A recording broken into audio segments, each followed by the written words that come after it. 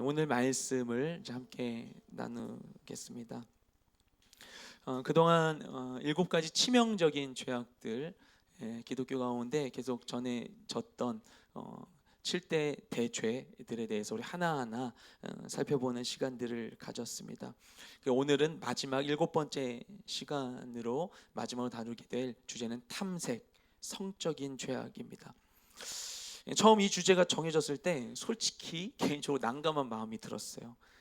그래서 설교 주면서 그런 적이 흔치 않은데 이 주제를 어떻게 나누면 좋을까 이런 생각이 드는 거예요. 그러면서 언젠가 우리 아이들에게 성교육을 하게 될 날이 온다면 이런 마음이 들까 이런 생각이 들면서 이게 참 중요한 주제인데 어떻게 나눠야 되지 이런 생각이 들었습니다.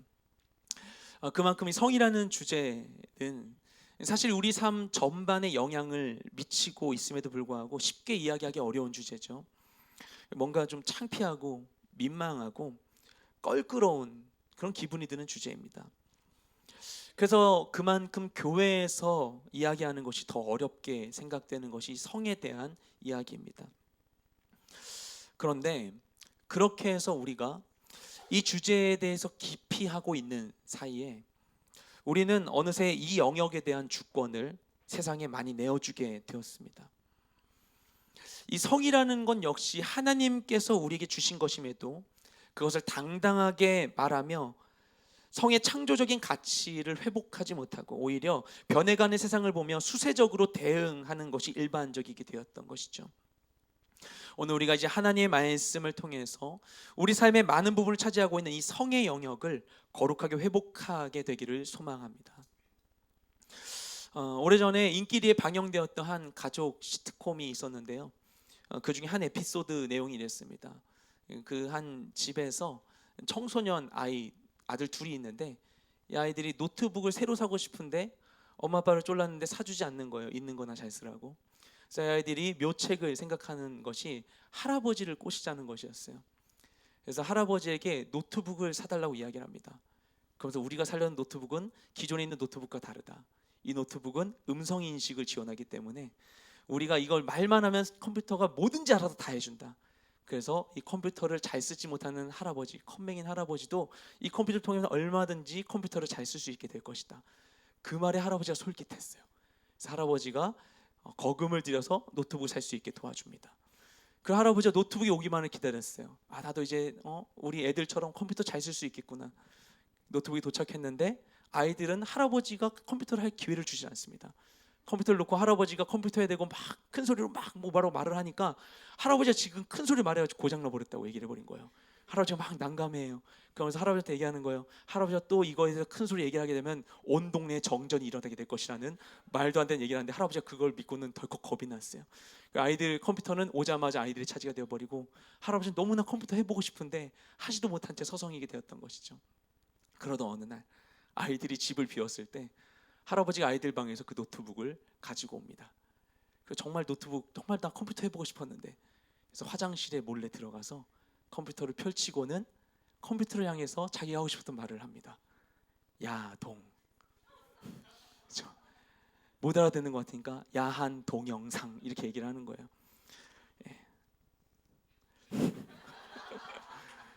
생각지 못했던 제가 그거를 그 당시에 봤거든요. 방송을. 그 얘기가 그렇게 전개될 줄 전혀 생각하지 못했는데 생각지 못한 전개에 온 국민이 폭소를 터뜨렸습니다. 이게 국가적인 막 엄청난. 당시 이 얘기를 나누는데 당시 저희 교회 한 자매는 이 얘기를 하면서 가족들과 함께 그 장면을 보는데 그 장면에서 가족들 모두가 막 배를 잡고 막 바닥을 떼굴떼굴 구르면서 웃었다는 거예요. 너무 웃겼다. 충격적인 장면이었습니다. 그렇죠? 그 할아버지 배우는 서울대 출신의 국회의원을 역임했었고 제가 알기로는 유명한 독립유공자의 사위입니다. 그분이 굉장히 그런 분이었었는데 그 무게감 있는 그 노배우의 망가진 모습을 보면서 사람들은 권위의식의 파괴, 세대 간의 벽의 해체와 같은 긍정적인 평가를 하기도 했습니다. 그런데 동시에 이로 인해서 그 야동이라는 은밀한 단어가 온 세대가 공유하는 일반적인 문화적 코드가 되어버린 것이죠. 그리고 더 이상 사람들은 그것을 부끄러워하지 않게 되었습니다. 이것은 그냥 일반 라디오에서나 TV 방송에서 흔히 나오는 소재가 되어버렸어요. 자기 고민을 이야기할 때. 과거 제가 중고등학교 때만 하더라도 그게 그렇게 멀리 있지 않은 것 같은데 세보니까 좀 시간이 지났더라고요. 예. 대중가사에 성적인 은유가 있는 것만으로도 문제시 했던 것을 기억합니다. 그때 그것을 방송에서 문제시 삼지 않았어요. 중학교 때 학교 친구와 이야기를 하면서 세상이 너무 타락하지 않았냐고 막 이러면서 얘기를 나눴어요. 불과 몇 년 전이었으면 좋겠지만 어쨌든 좀 더 지났었던 그때만 하더라도. 예. 지금으로부터 정확히 20년 전에 한 여배우의 비디오 유출 사건이 있었죠. 온 세상을 떠들썩하게 만들었습니다. 그리고 바로 이어서 한 중견 여배우가 자신의 성 경험을 에세이로 담은 책을 출간하면서 정말 엄청난 쇼크를 줬었죠. 기억하실 겁니다. 그때 계셨던 분들은.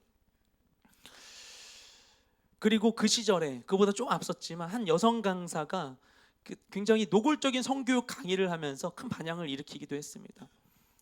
그래서 제가 어느 날 독서실에서 늦게 집에 들어갔는데, 고등학교 때 집에 들어갔는데 어머니께서 혼자 TV를 보고 계신 거예요. EBS에서 하는 그 강좌를 듣고 계셨어요. 예. 그래서 거기에서 나오는, 어머니랑 같이 옆에 앉아서 보고 있는데 거기서 얘기해 준 게 이거예요.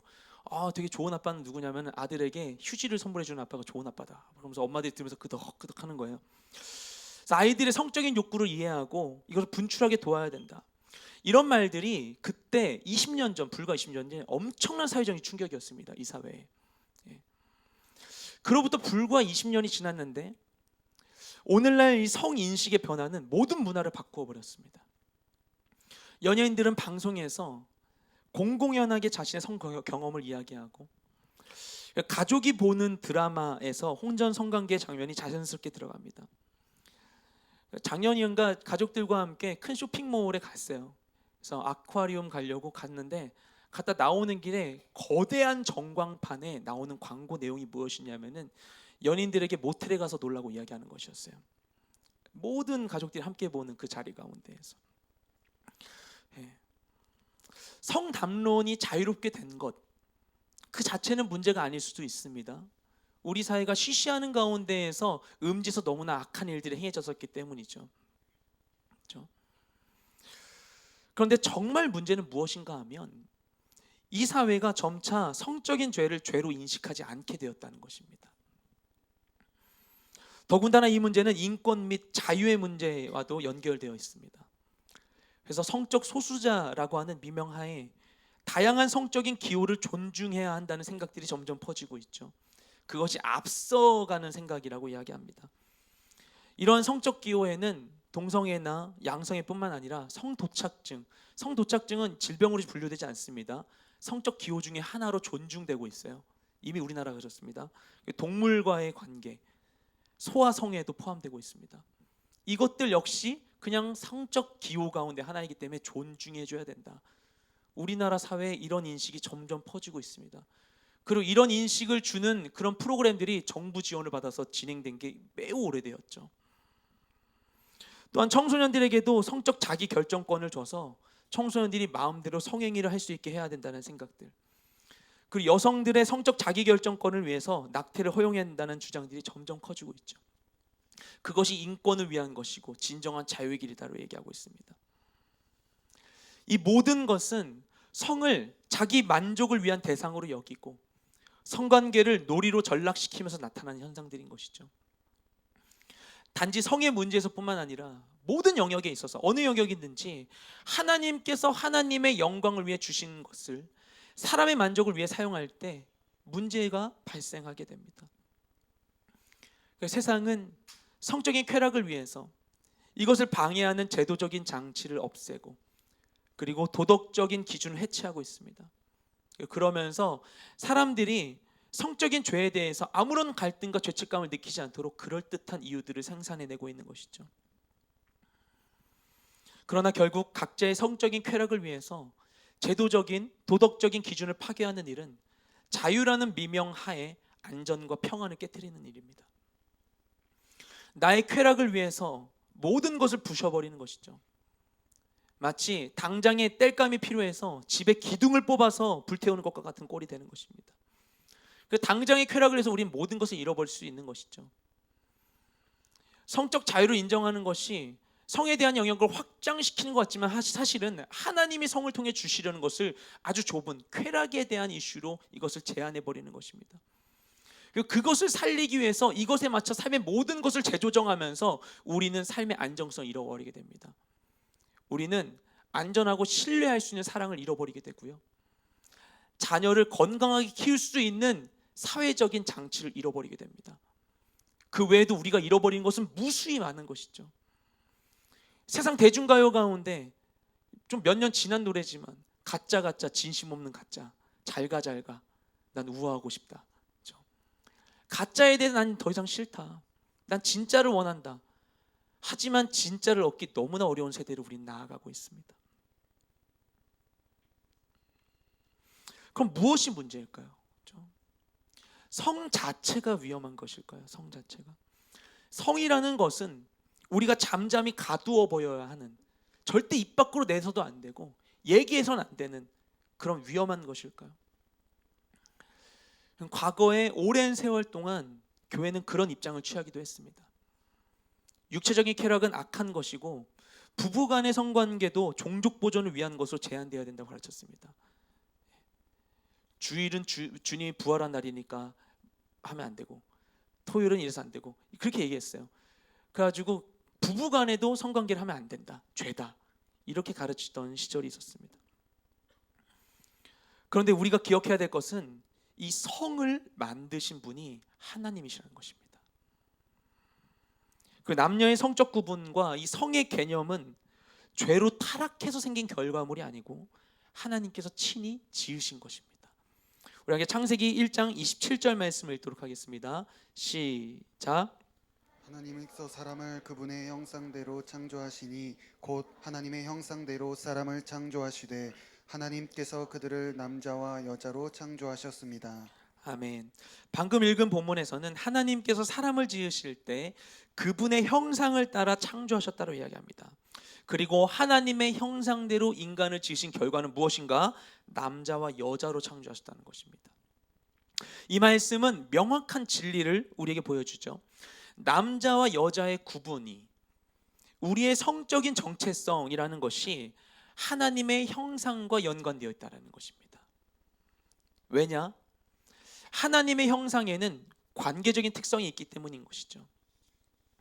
셋이면서 하나이신 완전한 관계 가운데 계신 하나님께서 우리 또한 하나님과 같은 관계적인 존재로 살아갈 수 있도록 우리를 남자와 여자로 창조해 주신 것이죠.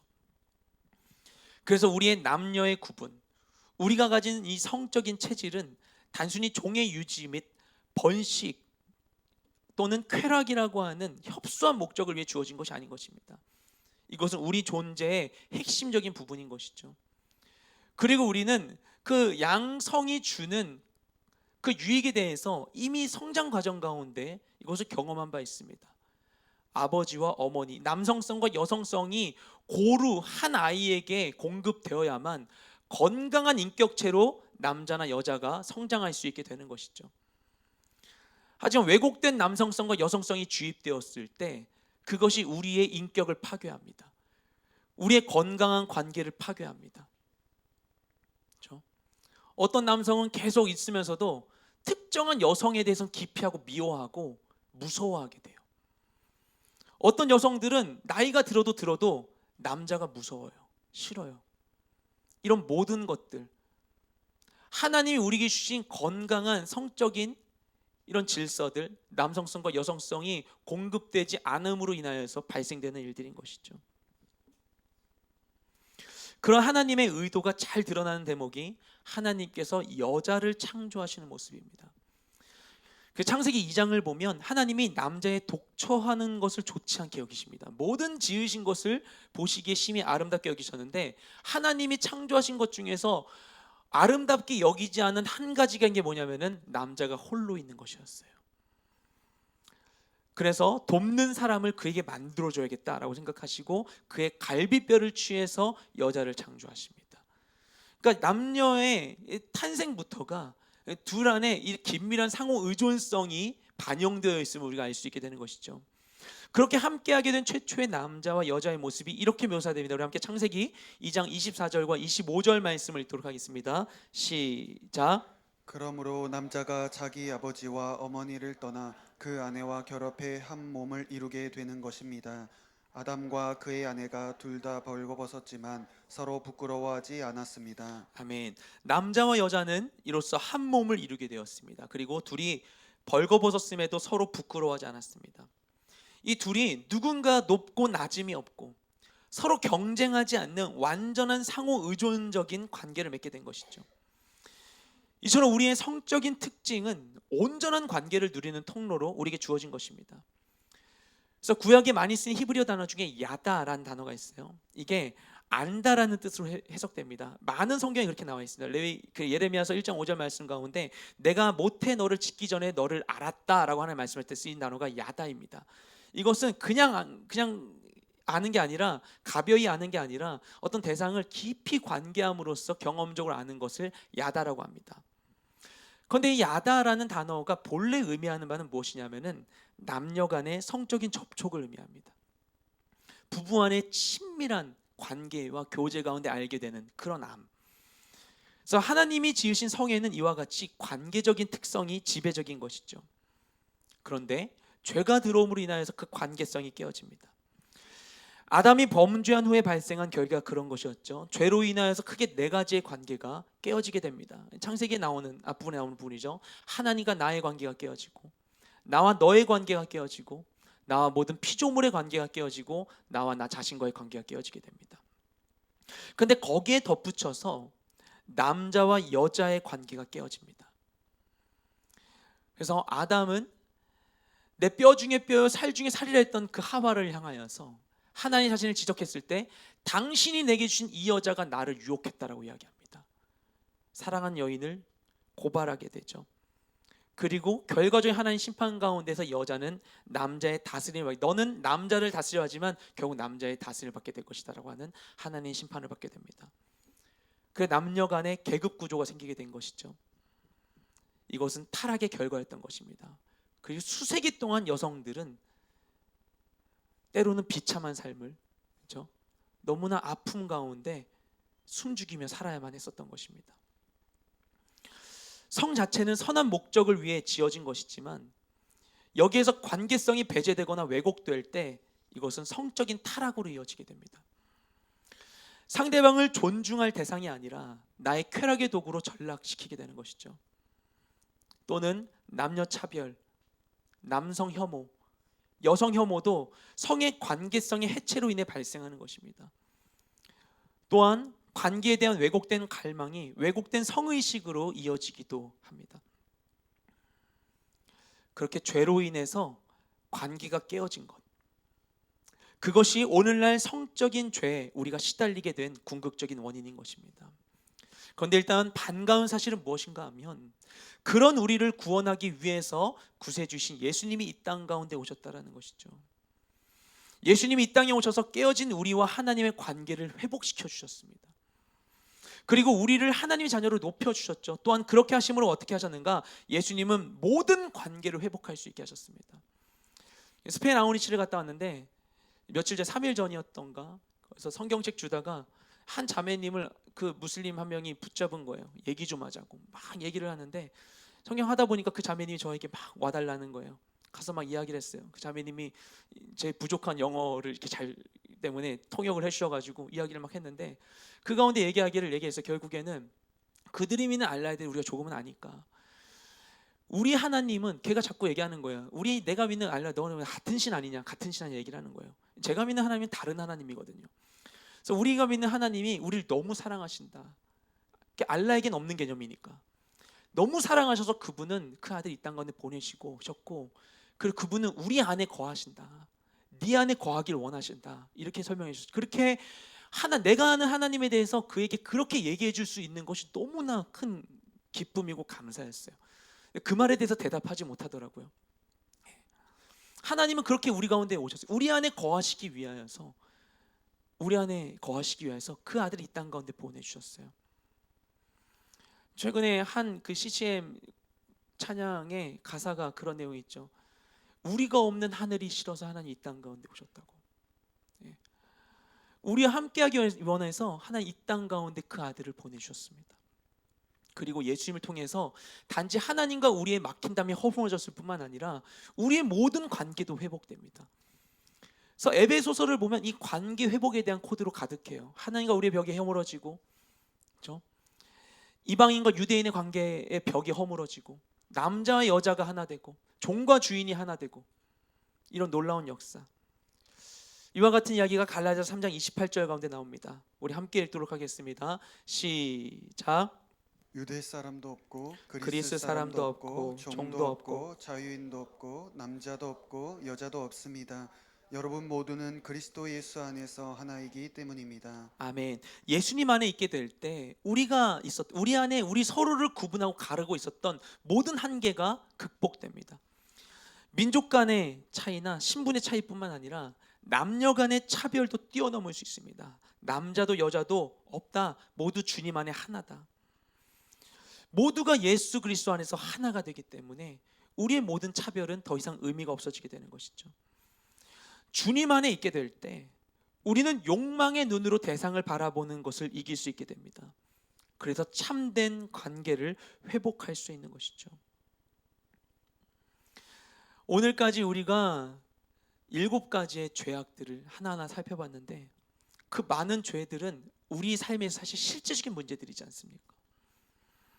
우리는 많은 유혹 가운데 흔들리고 또 많은 경우에 이미 유혹에 대한 실패를 경험했습니다.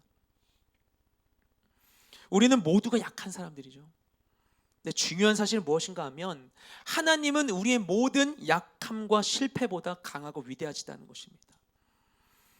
그리고 하나님을 통해서 우리는 과거를 고칠 수는 없을지라도 더 이상 과거의 지배에 종속되지 않는 과거로부터 자유로운 삶을 살아갈 수 있게 되는 것입니다.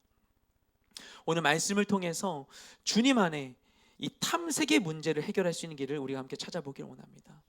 첫째로 탐색은 우상 숭배입니다. 우리 27절 말씀 함께 읽겠습니다. 시작. 간음하지 말라는 옛사람들의 말을 너희가 들었다. 아멘. 예수님께서는 간음하지 말라고 했던 모세 10계명으로 이야기를 시작하십니다. 출애굽기 20장 14절과 신명기 5장 18절엔 각각 간음하지 말라는 하나님의 명령이 기록되어 있습니다. 그리고 레위기 20장 10절 말씀을 보면 간음이 반드시 죽일 죄라고 명명하고 있습니다. 모세 율법 가운데에서 반드시 죽여야 할 죄는 2가지가 있었는데 하나는 성적인 죄이고 다른 하나는 우상 숭배였습니다. 이는 이 2가지 죄가 같은 종류로 여겨졌기 때문인 것이죠. 그래서 구약의 많은 부분 가운데에서 우상 숭배는 영적 간음으로 표현되어 있습니다. 그래서 하나님과의 관계를 저버리고 우상을 숭배한 일이나 부부간의 관계를 깨트리고 간음을 저지른 죄를 하나님은 같은 종류로 여기신 것입니다. 이것은 관계를 위해서 주셨던 그 성의 본질적인 기능을 훼손한 행위인 것이죠. 그런 의미에서 이 탐색이라는 것은 우상 숭배와 연결됩니다. 인간은 본래 영광을 위해 창조되었습니다. 영광을 위해. 우린 모두 다 영광에 반응하도록 창조된 존재들이에요. 우리가 영광스러운 것에 열광하는 이유가 거기에 있습니다. 우리는 감동적인 음악, 멋지고 훌륭한 작품들, 스타 플레이어들의 운동 경기와 승리하는 모습들, 마음을 울리는 스토리, 진귀한 음식과 같이 영광스러운 것에 강하게 반응합니다. 이것은 다른 동물들에게서는 볼 수 없는 특징이에요. 코뿔소들은 서로 누구 코뿔이 더 큰지 막 비교하지 않죠. 치타들이 서로 자기들끼리 누가 더 빠른지 경쟁하는 경주를 하지 않습니다. 다른 동물들은 영광이 그와 같이 반응하지 않아요. 하지만 인간은 그것들과 다르게 창조된 것이죠. 이것은 인간의 창조에는 다른 동물과는 다른 목적이 있다는 것을 알려줍니다. 인간은 하나님의 영광을 위해 창조되었기 때문에 영광에 대해서 반응할 수밖에 없는 것이죠. 그리고 하나님께서는 세상을 창조하시며 온 세상에 그분의 영광을 덧입혀 주셨습니다. 그 이유는 무엇인가? 이것을 통해서 우리 인간이 하나님의 진정한 영광에 이를 수 있도록 우리의 발길을 인도하기 위한 것이죠. 이것을 지으신 주님, 나에게 주신 주님께 영광을 올려드릴 수 있도록 그것을 허락해 주신 것입니다. 주님 감사해요. 이게 찬양이지 않습니까? 그렇게 할 수 있도록 이것을 우리에게 허락해 주신 것이죠.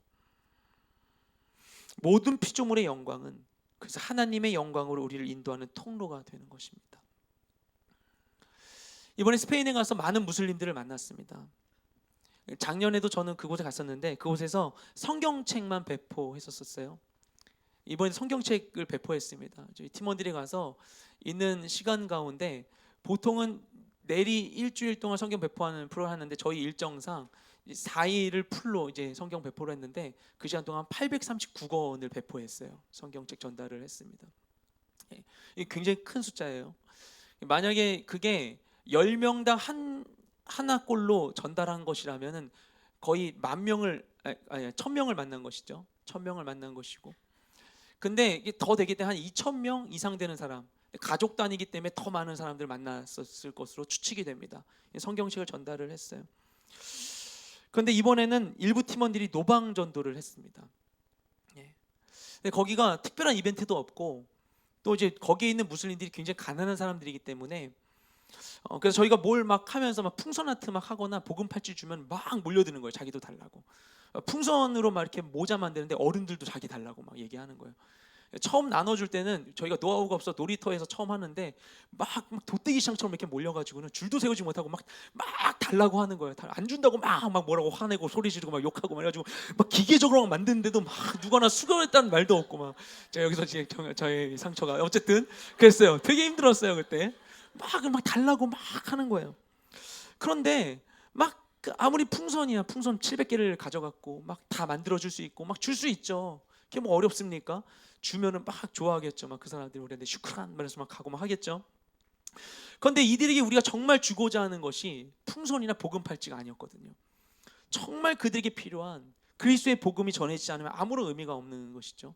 더 만들어서 줄 수 있지만 나중에 선교사님과 의논을 해서 이 사람들이 막 오면은 복음 설명을 듣고 온 사람들에게 주겠다라고 이야기를 했어요. 그러니까 사람들이 열심히 들으러 가요. 그거 받으려고. 예. 그것만으로 그 들은 것만으로 직접적인 당장의 변화 없지만 그래도 그들이 복음을 들을 수 있게 된 것이 얼마나 하나님께 감사한 일인지 모릅니다. 예. 많은 이들에게 복음을 전했습니다. 물론 직접 전한 건 선교사님들이고 저 열심히 풍선 만들고 이렇게 했었지만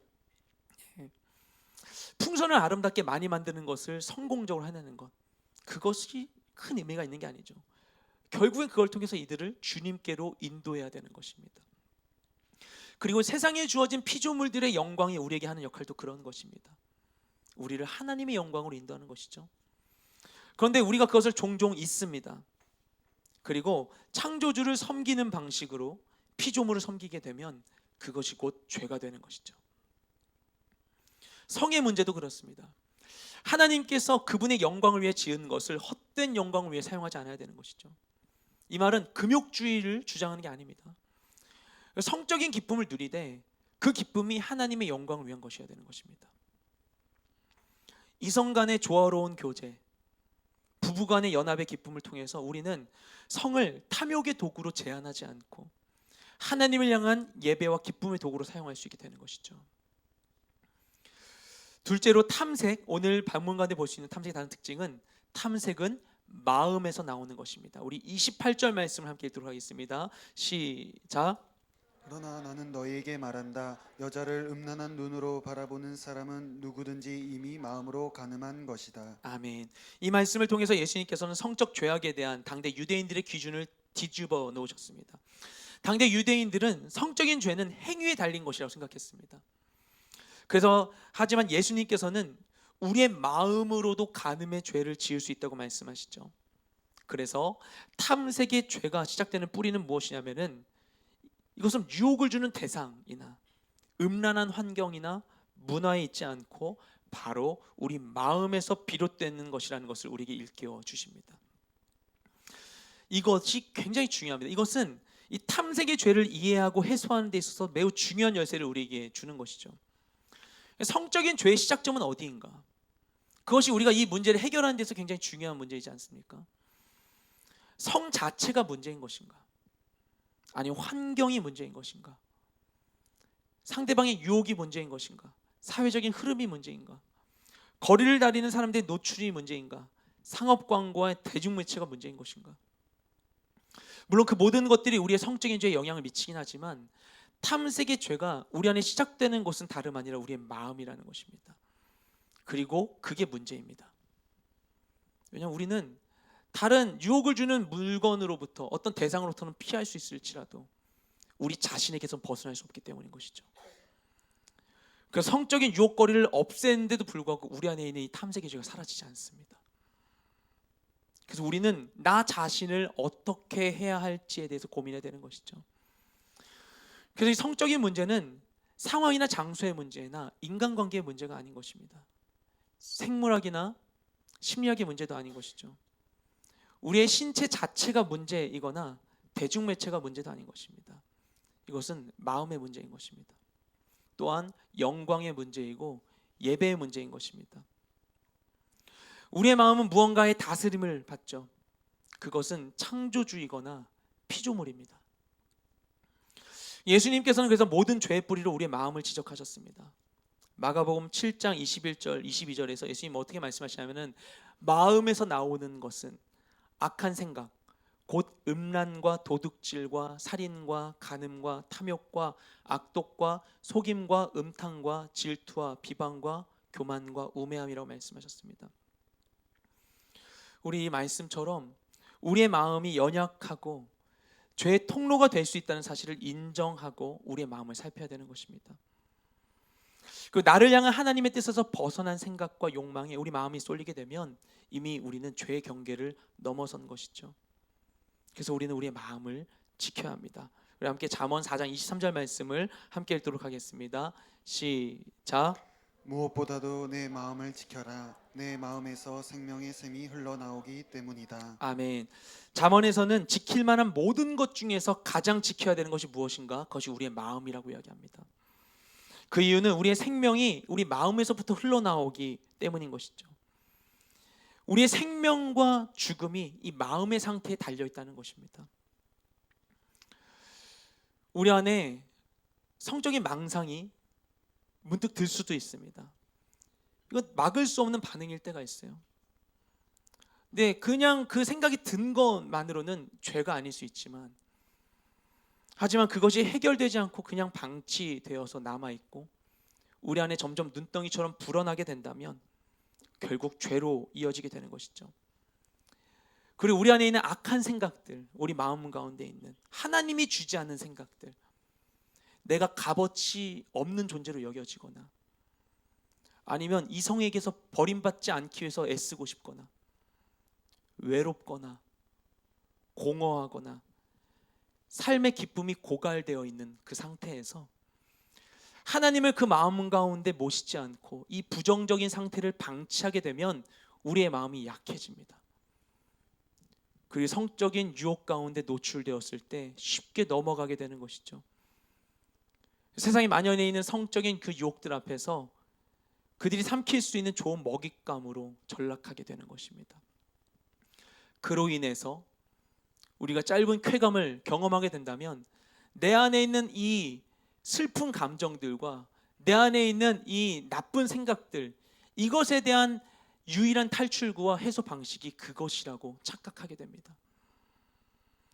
그리고 그것이 반복되면 결국 묶이게 되는 것이죠. 그래서 우리는 우리의 마음을 지키고 그 안에 주님을 모셔야 되는 것입니다. 셋째로, 탐색은 피해야 됩니다. 우리 29절과 30절을 함께 읽도록 하겠습니다. 시작. 내 오른쪽 눈이 너를 죄짓게 하거든 그 눈을 뽑아 내버려라. 온몸이 지옥에 던져지는 것보다 몸의 한 부분을 잃는 것이 더 낫다. 내 오른손이 너를 죄짓게 하거든 그 손을 잘라 내버려라. 온몸이 지옥에 던져지는 것보다 몸의 한 부분을 잃는 것이 더 낫다. 아멘. 예수님은 성적인 죄에 대한 적극적인 대응을 요구하십니다. 눈을 통해서 죄를 짓고 지옥에 가느니 차라리 그 눈을 뽑아버리라고 말씀하시고, 손을 통해서 죄를 짓게 된다면 그로 인해 지옥에 가느니 차라리 손을 잘라서 버리고 구원을 받으라고 말씀하십니다. 이것을 문자 그대로 적용한다면 우리 몸이 남아나지 않겠죠. 계속 눈 뽑아야겠죠. 재생하는 것도 아닌데. 근데 그렇게 한다고 사라질까요? 문자적인 해결이 전부가 아니고 예수님은 그 정도로 죄의 유혹을 피하라고 말씀하시는 것입니다. 성적인 유혹에 대해서 이처럼 대응한 대표적인 예가 보디발의 아내의 유혹을 뿌리쳤던 요셉이죠. 요셉을 마음에 둔 그 보디발의 아내가 자신을 유혹했을 때 자신은 하인이었고 상대는 주인의 신분이기 때문에 어찌 보면 그냥 순응할 수도 있었을 것입니다. 그리고 그 결정적인 순간 가운데 그곳에는 아무도 없었습니다. 이 일을 알 수 있는 사람이 없었죠. 그러나 요셉은 주인의 명을 지키기 위해서 이를 거절할 뿐만 아니라 자신이 이길 수 없는 유혹에 대해서 자리를 피해 도망가는 선택을 하게 됩니다. 성적인 유혹 앞에서 우리가 이것을 통제할 수 있다는 생각은 착각입니다. 내가 이것이 잘못된 것임을 알면서 계속 나를 그 앞에 둔다고 하는 것은 이미 우리가 죄를 짓기로 마음 먹고 있는 것이죠. 앞서 얘기했던 것처럼 우리는 우리 마음의 약함을 인정하고 마음을 섬세하게 살펴야 됩니다. 그 디모데후서 2장 22절 말씀 가운데 바울이 디모데에게 말하기를 너는 청년의 정욕을 피하라 이렇게 이야기하죠. 저도 그렇고 우리 모두 다 연약한 존재들입니다. 그것을 인정해야 되는 것이죠. 인정한다면 죄악 앞에서 피해야 되는 것입니다. 유혹의 빌미가 될 수 있는 것을 눈앞에서 손앞에서 제거하는 것은 주님 안에서 우리의 마음을 지키는 적극적인 행위인 것입니다. 유혹이 되는 상황이 있다면 그 자리를 피하십시오. 유혹에 대한 회피는 강력한 방어 수단이 되는 것입니다. 그리고 하나님 안에서 이 성이 주신 기쁨을 건강하게 누리기 위한 법을 고민하십시오. 그리고 교제하신다면 빨리 결혼해서 생각을 하십시오. 그것이 좋습니다. 그것이 유익합니다. 하나님이 우리에게 주신 진짜 관계 기쁨이 무엇인지를 깊이 고민해 볼 필요가 있습니다. 그걸 누리고 그 영역을 확장해야만 하는 것이죠. 지금까지 우리가 탐색의 죄가 무엇인지 그리고 어떻게 대처해야 될지에 대해서 나누었습니다. 그러나 그럼에도 성적인 이 죄의 현실은 우리에게 결코 쉽지 않습니다. 이 성적인 죄의 문제가 대응하기 어려운 이유 중에 하나는 무엇이냐면 우리가 모두 다 성적인 존재라는 것이죠. 또 다른 이유는 무엇인가 하면은 성적인 행위가 우리에게 쾌락을 준다는 것입니다. 그 세상에는 성이 주는 쾌락에 대한 유혹이 만연해 있습니다. 그리고 하나님께서는 우리를 이 성으로부터 나오는 거짓과 속임수, 왜곡과 유혹이 가득한 세상에 살게 하셨습니다. 대체 왜 그러는 것인가? 나는 이렇게 연약한 존재인데 왜 이런 세상에 나를 살게 하신 것인가? 하나님 나를 시험하시는 것인가? 아니 하나님이 실수하셨나?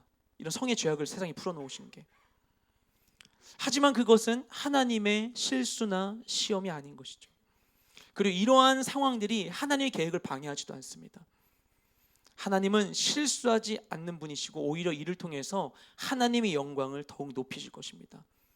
왜냐하면 성적인 행위가 주는 만족이 완벽하지 않기 때문입니다. 성이 가져다주는 쾌락은 강력하지만 우리 마음에 진정한 만족을 주지 않습니다. 그래서 금방 시들고 결국에는 그에 매이게 되는 것이죠. 그 결과는 무엇인가? 기쁨과 만족이 아닌 영원한 상실과 고갈의 삶입니다. 계속 그것을 추구하고 그것에 매여가며 살아가게 되는 것이죠. 예전 군대에서 백일휴가를 나오게 되는데 휴가를 앞두고 너무 마음이 설렜어요. 백일휴가 나가셨던 분들은 아실 겁니다. 아니면은 백일휴가 나온 어떤 남자애들이 막 떨리는 말로 전화들을 들어보신 자매님들은 그 마음이 어떤지 짐작하실 겁니다. 처음 나오는데 너무나 기대되고 설레는 거예요. 그래서 나오기 전에 휴가 계획을 짜는 게 너무나 큰 기쁨이었어요. 막 휴가 계획을 짜는 게 너무나 황홀했어요. 군대에서 열심히 봤던 출발 비디오 여행을 되짚으면서 난 나가서 어떤 영화를 볼 것인가, 6시 내 고향 생각하면서 와 이것도 먹고 저것도 먹고 싶고 생각을 했었어요. 계획을 짰습니다. 그래서 부대에서 얘가 탈영하지 않도록 얘 일정을 다 확인할 수 있도록 계획을 짜도록 하거든요. 제가 정말 인간이 소화할 수 없는 스케줄을 짰어요. 그래놓고 정말 그거대로 실행을 했습니다. 그래서 오전에 누구 만나서 차 마시고 안녕 한 다음에 누구랑 만나서 영화 보고 안녕 한 누구랑 만나서 밥 먹고 이런 식으로 한 거예요. 그래서 첫날을 그렇게 막 보내고는 집으로 이제 밤에 귀가를 했어요. 집으로 귀가를 한 길에 이제 어두운 골목으로 들어가는데 그 초입에 그 아직 문을 닫고 있지 않은 만화방이 보였어요. 거기로 갔습니다. 가서는 보니까 지난 100일 사이에 제가 보지 못했던 신간들이 너무나 나와 있는 거예요. 이게 새로운 게 나왔네 이러면서 막 좋아가지고 거기서 잔뜩 빌려가지고는 두 손 무겁게 하고 집으로 갔어요. 그냥 가지 않아서 슈퍼마켓 가가지고 내가 워낙 부대 있으면 먹고 싶었던 거 잔뜩 사가지고 막 방에다 깔아놓고 만화책을 읽기 시작했습니다. 이미 늦게 들어갔는데 막 읽는데, 제가 만화책 읽는 속도가 굉장히 느리거든요. 거기는 의성의태어를 다 읽어요. 으아, 夸, 쏴 이런 거 다 읽어요. 막 읽으면서 열심히 읽어가지고 한 권을 마치고 내려놨는데 시계를 보니까 새벽 2시를 지나는 거예요. 먹을 것도 이렇게 많이 남아있고 만화책도 이렇게 많이 남아있는데 자야 되는 거예요. 왜냐하면 내일 아침부터 또 새로운 스케줄이 있거든요. 그 상황 가운데 정말 막 부르르 떨면서 울었어요. 너무 웃긴데 울었어요. 백일우가 첫날 밤에 막 울었어요. 다 하고 싶은데 다 할 수 없어서 막 울었습니다. 예. 다 하고 싶은데 아무것도 온전하게 할 수 없구나.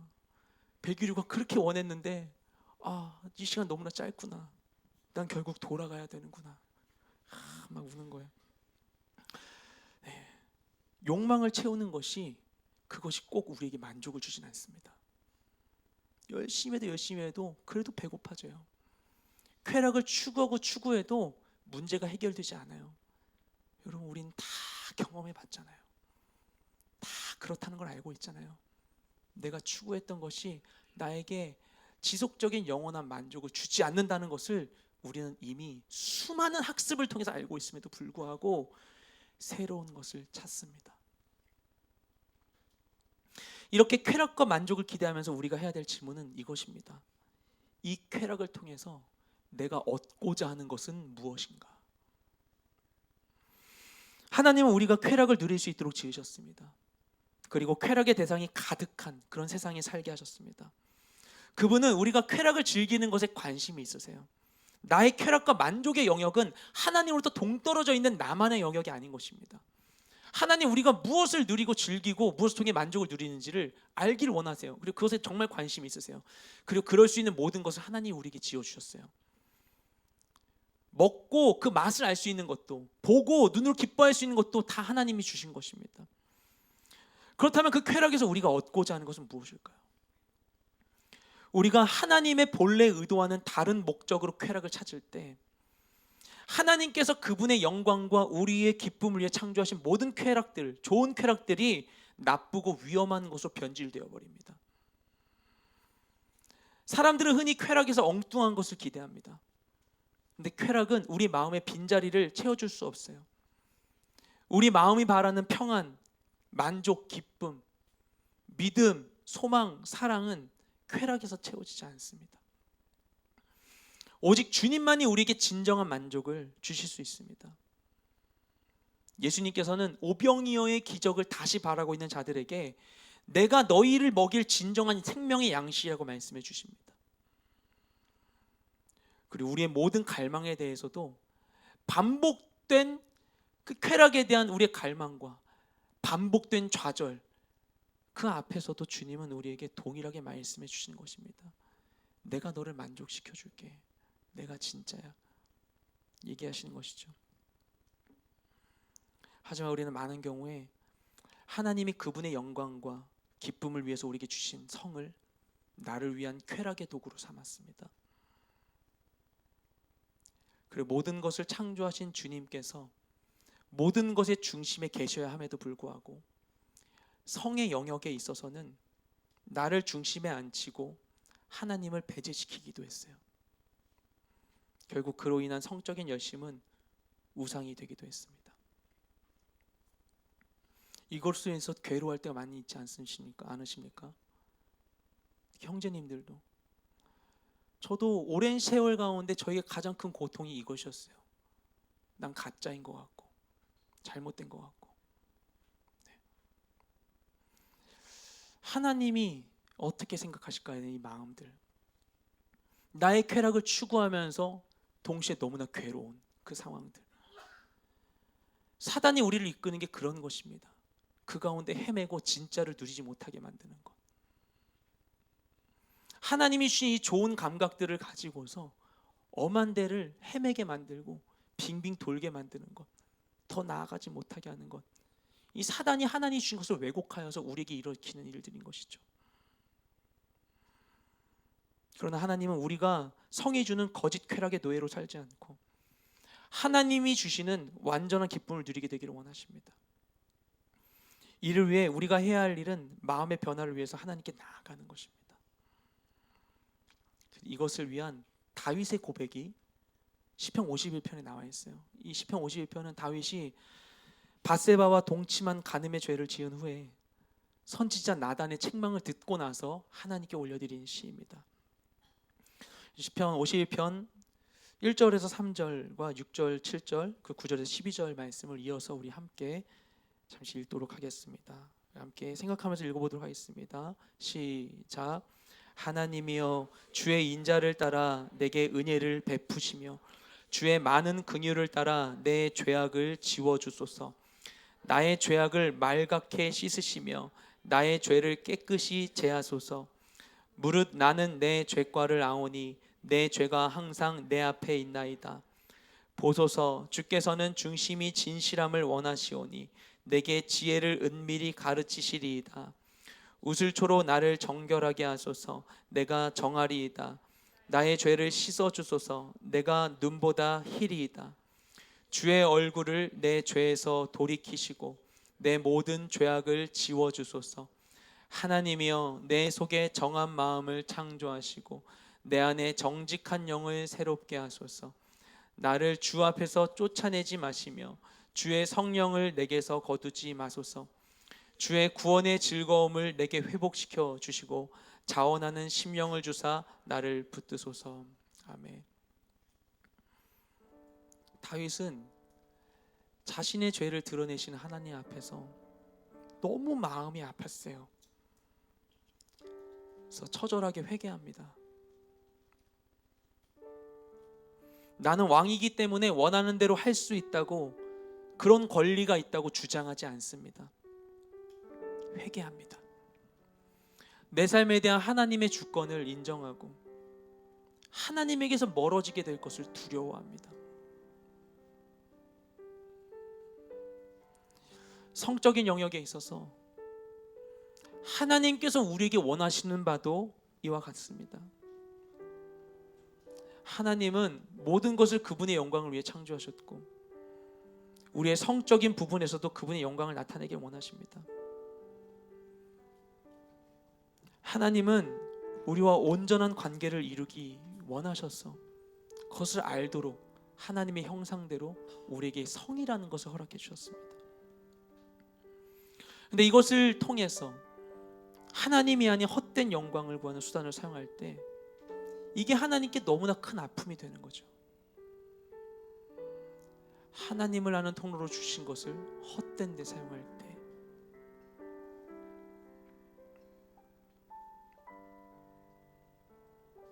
그래서 예수님을 이 땅 가운데 보내주셨습니다. 이것을 회복할 수 있도록 오늘 우리가 어떤 자리 가운데 있든지 간에 죄에서 돌이켜 주님께로 향할 수 있도록 더 이상 우리는 옛사람이 아닌 새 사람으로 살아갈 수 있도록 우리의 속사람이 강건케 될 수 있도록 이전 것은 지나가고 새롭게 될 수 있도록 주님께서 그 새로운 관계 길을 우리에게 열어주셨습니다. 오늘 말씀 가운데 마음에 부담이 있는 분들 이 시간 함께 회개로 주님께 나아가기 원합니다. 주님 그것을 원하십니다. 우리와의 관계가 회복되기를 원하십니다.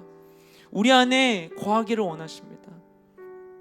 우리와의 관계를 회복하기 원하십니다. 우리 인생의 진정한 즐거움은 주님께 있습니다. 감각적인 만족에 지배되지 않고 주님이 주시는 온전한 만족을 누리는 우리 모두가 되시기를 주님의 이름으로 축복합니다. 시작에 기도하며 나아가겠습니다.